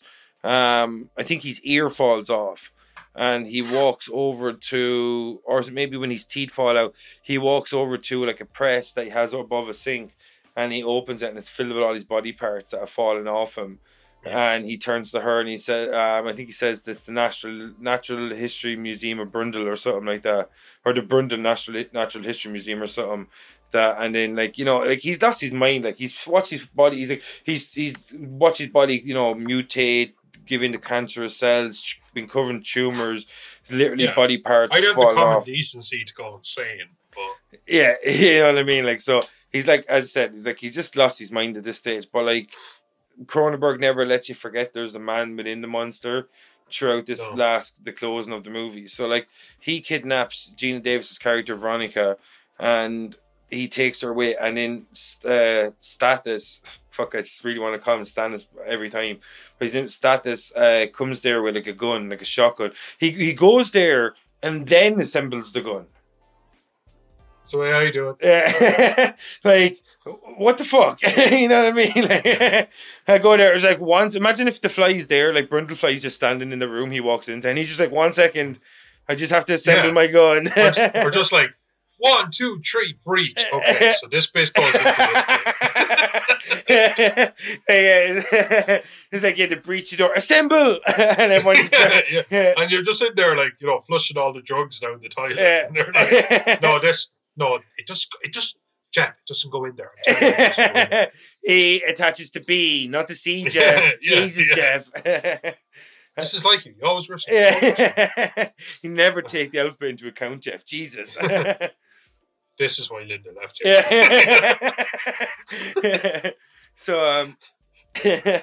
So like Status goes, assembles his gun, and sets about killing Brundle and Brundlefly, saving the damsel in distress. And so, typical Dave Cronenberg, he doesn't like the whole, save the damsel bullshit. So, no. so when he's going through the loft, we see the whole place is kind of, wrecked. It's in a shambles.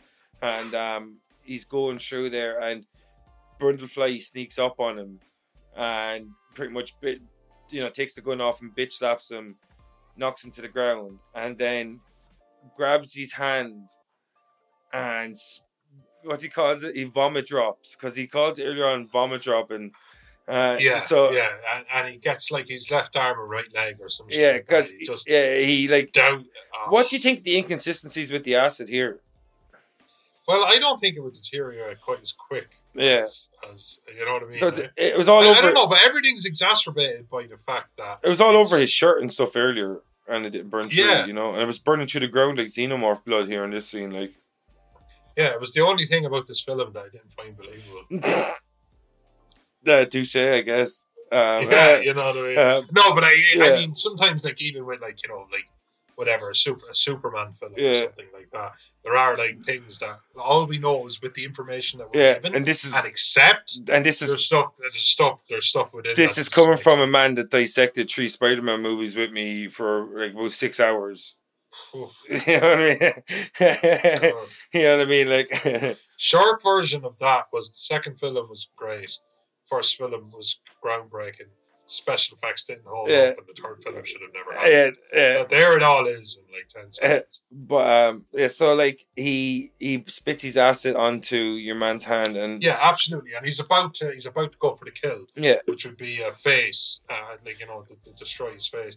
But she lets out a scream, and again, it's kind of one of these things where, like, to dive into the storytelling narrative was at this point there's just enough of Brundle left, just enough for him to like react to the voices of somebody he loves or cares for, at the very least, in distress. Just enough. Yeah, it won't stop him ultimately. He's far beyond that. Yeah. But it's just enough to at least give him pause or something like that. She's the last chance he has of humanity, so she's kind of like the best chance of reaching his last bit of humanity. Exactly. You know what I mean? But then he instantly kind of like, although he doesn't go for the kill on status, but if Baran is status Baran. Yeah, status Baran. Baran. He puts her in the receiving pod. Yeah. And then he gets into the send pod, and but because it's always that thing where you failed to kill me, and that's on you. Yeah, our man Stannis shoots the circuitry. Yeah, so she manages to escape, and he somehow fuses a bit with the fucking door. Yeah, he starts coming out of his pod, but the countdown sequence continues. And as he pretty much bursts out, actually before this, he she pulls his jaw. Yeah, because he goes over to her, and she pulls his jaw off. And I've seen American Werewolf in London. I even love the transformation sequences in the Underworld movies. I just love what filmmakers do when they're changing a human to a creature. This scene is fucking incredible. When he changes from God tier. Insanely well done, like ridiculous considering the technology he had at his hand. Like the transformation from pretty much the Brundlefly becoming just the fly, and when he becomes the actual just the fly, when she tears off his bottom jaw and pretty much like his, like as if it's like a snake shedding skin, or like a butterfly bursting out of a cocoon or something. His whole the pretty much the last remnants of his humanness, his humanity, just wears away. His eyes pour out, and you see insect eyes. You see the insect feet, like the insect body. It's fucking incredible. It's like definitely top 4 or 5 transformation sequences of all time. It's insane the technical ability that went into that 2-3 minute sequence, and not with a fucking Avengers budget or anything like that. Man, this is where practical effects. I know I went nuclear to make a point. Yeah, this is where in CGI it would look cool, but it wouldn't be impressive. That's the difference between practical effect and special effects. It's not really. Also, I know we're having this conversation in 2021. Yeah. Avengers, the first Avengers film, came out 10 years ago. Yeah, it's Or at insane. least 9 years 2011, I think. 2000. That's what I was thinking as well. It was 2011. So that's how far into this kind of era of special effects we actually are. Yeah. And still, no, there's just something about the heart of it. It just literally is just there.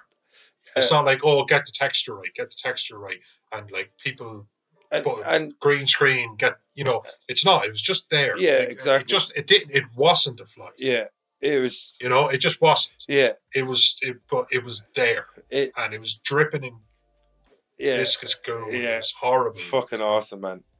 Absolutely fantastic. Like, and so pretty much, he's now the fly, like, the titular fly, the insect, like, he shed his last, he shed his skin and shit, and now he by far, there's and the design of the fly even smaller. Yeah, it's almost like the human. Yeah, the human aspect of him was a cocoon, and it's just broken. Because where you would expect him to have had at least like a rib cage, a jaw, like a mandible, whatever. Even if he was half human, half fly, it almost looked like he was just a fly. Yeah, it was like the fly was wearing a man suit. Yes. And at this point, oh god, man, it's even hard to talk. Yeah, the design of the fly though is incredible as well. Like, what I mean? Just the look of it. It looks up at her, and she's got hold of the shotgun now, and it absolutely. No, this is where he forces her into the pod. Where after he already said this. No, he became the fly before he shoves her into the pod. That's why I brought you back. Oh yeah, sorry, I was just saying when he was fused with the door. Yeah. And everything, like just at its most kind of grotesque, I guess. Yeah. But it looks up, and you can absolutely 100% tell in 1986, it's zero CGI. Yeah. And it was 100% a fly. Jeff Goldblum was probably sitting behind the camera having a cup of coffee at the time. Yeah. He's gone. Jeff Goldblum probably bawling his fucking eyes out because it seems so incredibly heartbreaking. Bawling his flies out. But, fucking soul go flying everywhere with him shaking his head in torment. But the fly looks up, and in 1986 they knew that fly was just literally asking for a mercy killing. The way they fused the fly with the pod was incredible as well. Another masterstroke in design. Like, like you see the metal running through like a spinal cord. You know what I mean? Like, it was awesome. And like, this scene is actually like this is what we talked about. If you appreciate your monsters, when the time comes for the monster to inevitably die, you want to have an emotional reaction with your audience, and the director's ability to convey that through this final sequence where the fly grabs the nozzle of the gun and sticks it to its head because now he just wants to die. Like, you know what I mean? Yeah. He wants to be put. What else is there? Yeah. What else is there? Yeah, and because even now he can't survive. Obviously, he's not going to integrate with some steel, or something like that. You know what I mean? Like, this is it. And if there's even one of those things, because obviously it's a question that can't be answered, like, because there's no dialogue, there's no nothing. What was the fly thinking? But it makes enough clear to know, kill me. Yeah, exactly. Make it stop. Yeah, and that, man, it's hard to look at. Yeah, because me and you would never we can't have a conversation for more than 10 minutes without talking about the Thing. Yeah, and stuff like that, like grotesque body horror, people being killed and stuff. But only because we love it. We found it to be one of the best and most entertaining films. It's something that me and you share. But this film, it has all of those kind of aspects that the Thing has, but it's literally hard. It's like the Thing meets Happy Foot from when the mother is dying. Littlefoot, isn't it? Happy Feet is Happy Foot's the penguin. Yeah, sorry. Yeah, with the Pharrell Williams song, isn't it? Is that what Dancing If You're Happy or some bullshit. No, but what I love about a good monster story is when the time comes for the monster to die, that it's not like if the story's not told well, when the monster gets killed, it's a moment of triumph for the audience. But if the story's told properly, when the monster dies, it should be like a heartbreaking moment. You should question yourself. You should question like the motives behind what created the monster, what made the monster, lead that monster down the path, and how horribly heartbreaking it is that a person so brilliant could, turn into a creature or create a creature. You know what I mean? Like, and there's also that really, really, really twisted point where it was something I empathize with a little bit, to be honest. But like, like if only something had gone a tiny bit different. Yeah, like a fly didn't go in his telepod. Well, yeah, it's huge. Yeah, but is it like it's not something you would account for? Like it's like the butterfly effect. Yeah, it's almost like because had he literally just happened to be holding a newspaper and just seen something just swatted away, but got on with his business, he just would have been a multi-millionaire rolling in.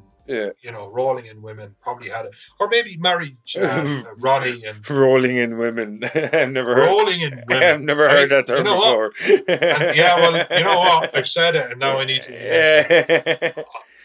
Rolling in women.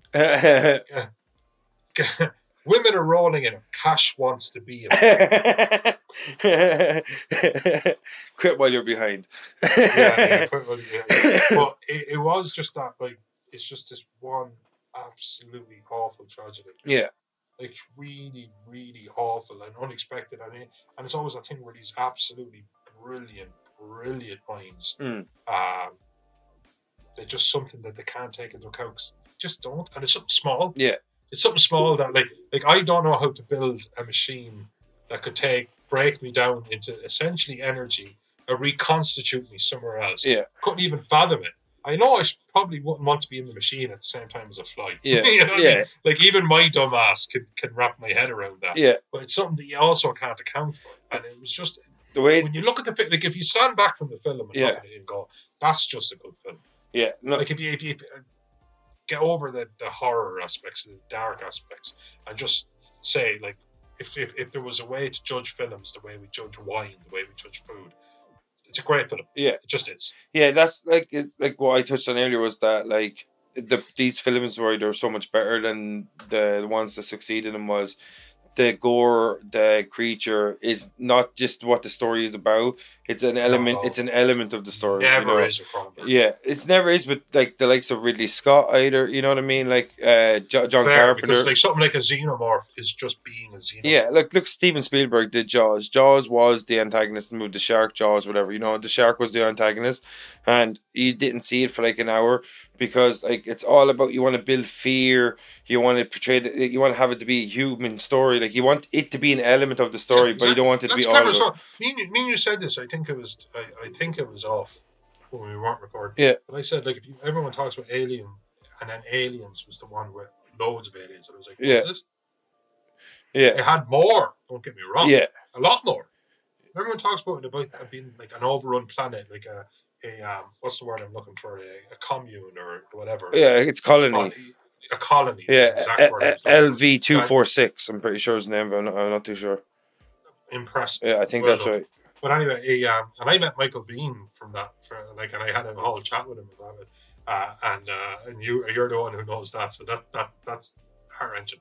But he sorry, LV-426. I was so close. Nah, you get 10 points out of 10. That's just a random thing to know. It's quite impressive. Yeah. But anyway, it was clever storytelling, and this is it. Like we were saying this, we've done a few of these now. And you said at the start that it's one thing that's resonating with me now is that this will be like when we talked about Reanimator, and the thing that we talked about as just mates of is that Reanimator was this film where you could almost make a play of it. Yeah. Where you could, if you got 20 people together, and I need stagehands. Yeah, I can't stop thinking about turning that into a play, to be honest with you. Yeah, I know. Yeah, it's just that it actually takes place in so few places. Yeah. Involving so few characters. And not necessarily, it doesn't lean on any CGI. The set pieces are very small, but the story is huge. Yeah. As opposed to, and again, sorry, I said I'm going to say Avengers again. I just think that's so nuclear. Yeah. Because it takes place. It's like the Guardians of the Galaxy meets Thanos meets Thor. Yeah. From an ethereal plane to meet Tony Stark, a super genius. It's so many moving parts. it's so many moving parts on such huge scales. Yeah. I just always think that that's my end game. Yeah. For making, for example. Is it really your end game? Oh my this fucking God, guy. I didn't even do that on purpose. This fucking guy walked into it like Loki walking into Thanos' death grip. Oh my God. There's no way anyone's going to believe I didn't do that on purpose. And I don't even think I did do that on purpose. There's no way that I wasn't. That's literally what Marvel are thinking with the MCU. Is like everybody's going to think we did it on purpose. Fell ass over it. But no, it was. The actual, it's a film of set pieces. Yeah. It's slightly more than Reanimator. Yeah. Definitely. But more dark than Reanimator. But like, I could imagine like somebody coming to me with that screenplay and saying, let's just say I was a producer, I was a money man. I'm not saying I could do it well. I'm just saying I could imagine it. I'm kind of going, right, what about like the bar scene? It's like, all right, well, here's my idea for the bar scene. Then you could go, all right, what about second test with the baboon? Yeah. Or what about this? Like it's just like, I feel like with 3 or 4 words, I could take somebody to exactly where I need them to be in the story. Yeah. Because there's not that many set pieces. Just everything that happens, just like 10 things. They're all integral to the story and they all tie in. Most of the best horror movies run underneath 2 hours long. Like 90% of them are 90 minutes long. That's why that's why these movies appeal so much on a watchability thing. They're not a huge commitment, and if they're a really good movie, you're going to get a really good story in 90 minutes. That's like 2 episodes of The Flash. You know what I mean? It's 90 minutes. So you could either go and sit and watch 2 episodes of The Flash, which, don't get me wrong, I've seen all of The Flash, but I'm a geek. I'll watch all the superhero shit they throw at me. But I had to back out. You know what I mean? Man, the way I looked at it, totally off topic, but the way I look at it with superhero things, there was a period in time where we didn't have anything. So now that we have so much, we should just watch it while it lasts. It's a hard point to argue. Yeah, so. But to me, all that matters is that you're being entertained. Yeah, exactly, and and with The Flash, that happens sometimes. Bitchy. Yeah. But these movies, 90 minutes long, is you only have 3 or 4 major sequences in the film, and that's all you really need, because. The thing about this is it's going to escalate so quickly. It's going to fall apart. And they do that clever little 4-week time jump. They do clever little time jumps here and there in the movie. So, even though the movie is only 90 minutes long, it covers a lot of ground to show that, the deterioration in, Seth Brundle. So, the whole movie, I think, is really, really clever. They used their time really well.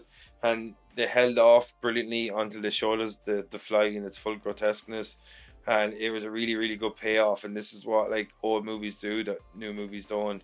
They hold off, and the big reveal is fucking working in the end, because you've seen the process and you've waited for the build tension to the state, the xenomorph and Alien, the shark in Jaws, the Predator in Predator, where you hold off, you build tension. Of course you do. And then it's working. It's almost like sometimes you're watching films like this and you're waiting for it. The best example I can take was the absolutely unacceptable 44 minutes in the awful Eric Bana's Hulk. Yeah. See the Hulk, where he fights a giant poodle. Yeah. What the fuck, guys? He fights a giant Couldn't poodle think of literally pick anything else.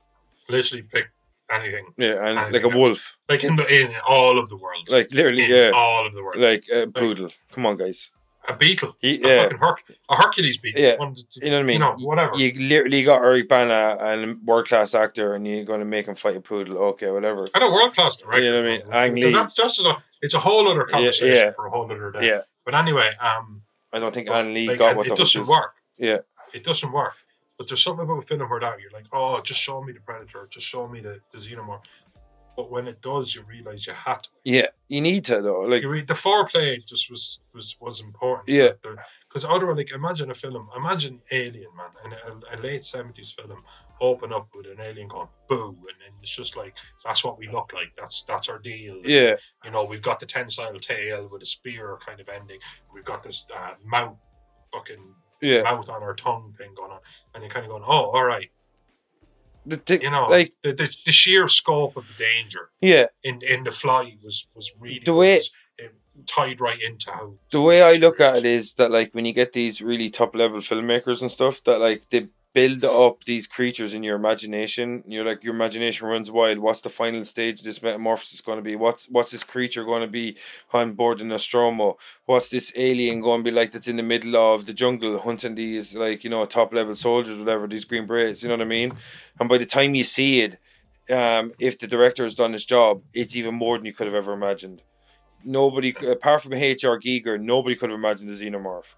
Nobody could imagine the Predator on apart from the people that Stan Winston probably, I think, worked on Predator, and Stan Winston. I didn't know, like, when he took off that mask, that's not what I thought it was going to be. Yeah, you know what I mean, like, at all. you know, like who could, like? It's just, the thing is, you can imagine all you want. If the director lets you down is when your imagination has done a better job than theirs.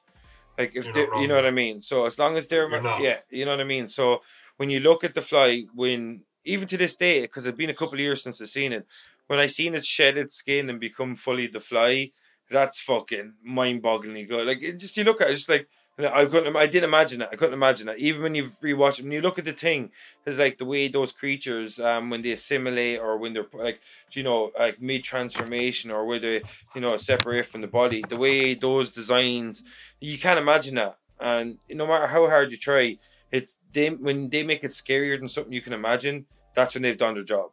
You know what I mean? Like, so when you have like John Carpenter's The Thing, you know, and is it John McTiernan, I think, directed The Predator, and like, and you got, you know, Ridley Scott's Alien, and like, when you get the big reveal in those movies, just like Dave Cronenberg's The Fly, and this way it's such a good movie that their imagination outpaced my own or your own or whoever, and the reveal paid off because of that, and the creature was. You have to tip your cap. Yeah, you have to tip your cap. Yeah, sometimes you just say, you just do. I didn't see that coming. You know, like if you're going to shit on a film, and a film is bad, and God knows that I would spend more energy shitting on a film than applauding the film. Yeah. Because there's something so...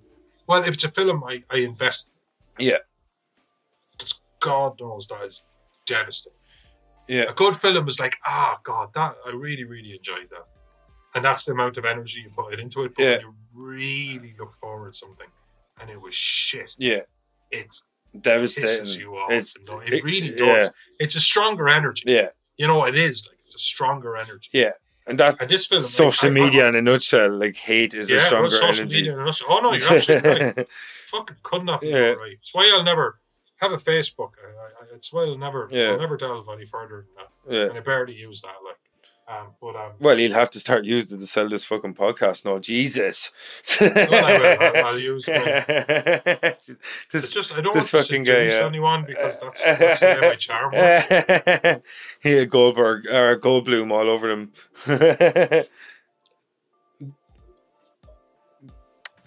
So what? Are we done? Are we going to talk some more about this film, or are we fucking... Do you want to wrap it up? Yeah, well, I just realised we're approaching 2 hours. Yeah. So, Noel, do you have any more thoughts on The Fly? Yes. And I'm going to keep them simple. The Fly is a type of film that, in narrative and execution, we don't really see now. And while I would certainly like to, I'm not sure how it would fly. Oh, yeah, God. This fucking... Oh, God, I did again. Yeah. Actually, didn't mean to. I'm trying to make a serious point. But I don't know how it would fly, because there's just something Michael Bay-ish that people just expect from films now. Yeah. And The Fly is not. It's you know, it's a slow roast. It takes you to places. It's cerebral in a way. Yeah. That I just don't think really works now, and that's a disappointment to me. Well, if you look at, I know I said this earlier, but Guillermo del Toro, like, I think he shares a real love for his monsters, and he tells human stories. I agree with you there. I agree with you there. Yeah, he tells human stories in the guise of creature features, you know. So, like, I think there's definitely, and the thing is, he uses practical effects a lot too. If you look at the design of his monsters, which is, you know, it gives huge texture to his movies. So, like, you know, there's a problem with CGI, people. We need to calm down the CGI. We need to bring back the fucking monsters. You know what I mean? So, like, Noel, after 20, how many years? 30, 35 years? 35 years. How do you think this fucking movie's aged? Oh, my God. I feel like a fine wine would be understating it. There's nothing about this film that's lost. Yeah. There's nothing about this film that just doesn't work. Yeah. Like, there's nothing that just doesn't work. And especially when we've reached into a kind of very heavy cancel culture era. Yeah. A very hypersensitive era, I find. And I'm a very left-leaning guy. Yeah. But I do. We're in this hypersensitive era. Do you have like a peg leg that you're left-leaning? Yeah. Come on, some pirate humor there, people. Pirate humor. But I don't think, even still, this film just does work. Yeah. Just does. It's just it's a well-told story with charming characters who are well casted in their roles. Yeah. And it's actually very cerebral without being very daunting. Yeah. It doesn't take place in too many settings because the story is just about a small bunch of characters. Yeah. So no matter how far they take that, like especially Jeff Goldblum, no matter how far they take that, you can follow them. Yeah.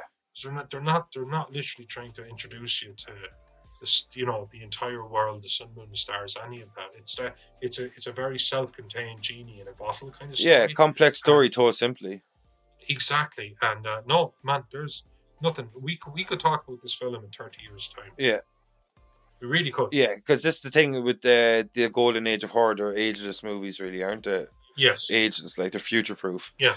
But some of them obviously, like, you take something with a lot of practical effects, like maybe the Freddy or something like that, and maybe you could like just say, oh, practical effects have come further or something. But I don't think if I heard tomorrow they were remaking The Fly, I cannot tell you how loudly I would shout from a mountaintop. Why? Yeah. Why?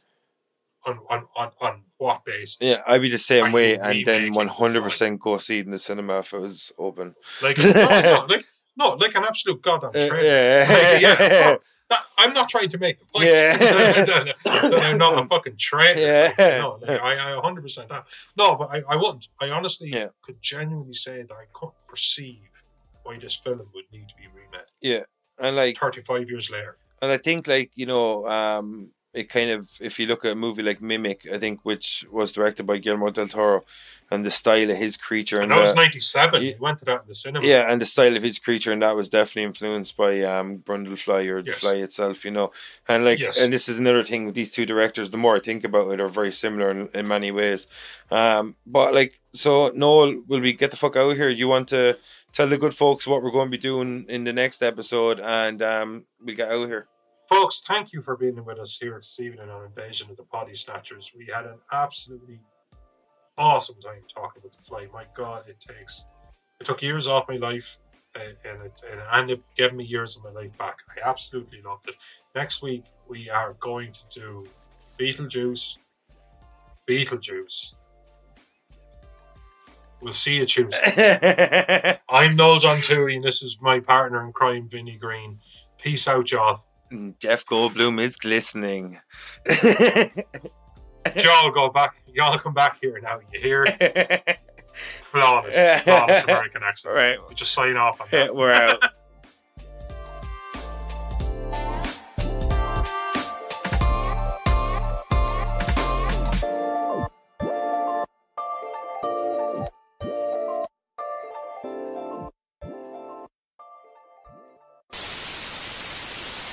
You forgot to say the name of the show.